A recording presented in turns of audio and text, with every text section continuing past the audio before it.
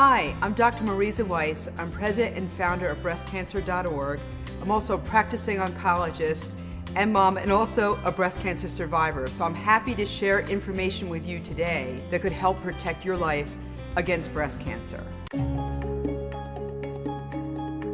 One of the most common myths is that breast cancer is always due to a family history or an inherited gene, when the truth is that most women who get breast cancer have no family history and have no inherited gene that made them more prone to developing the disease.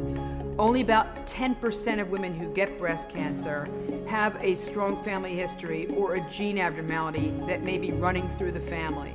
Another myth about breast cancer is that it only tracks through the mother's side of the family, when in fact, breast cancer genes, if they're out there, are equally inherited from the mother's side or from the father's side.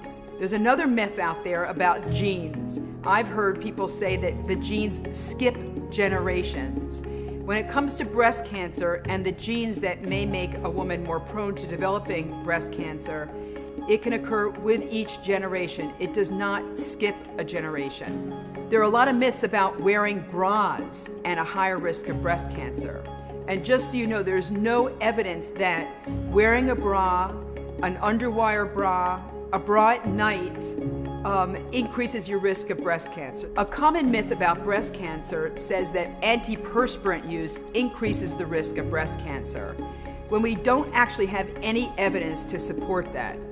It is important to know that what goes on you goes in you, and so the personal care products that you use in your everyday life, antiperspirants, moisturizers, sunscreens, perfumes, shampoos, conditioners, makeup, all of that stuff that you put on you can be absorbed by the body and get into your circulation and into your breast tissue, and maybe even affect how your breast tissue is built and how it's run on a daily basis. Another myth about breast cancer is if you get bumped or if you get touched by somebody, maybe in a sexual way, that increases your risk of breast cancer, when there's actually no proven connection between getting bumped in the breast area or being touched or having it be part of your love life, private or public. There's no connection between those activities and those things in your life and a higher risk of breast cancer. Another myth that is common out there is that mammography, which is important in early detection, can also help you reduce your risk of breast cancer.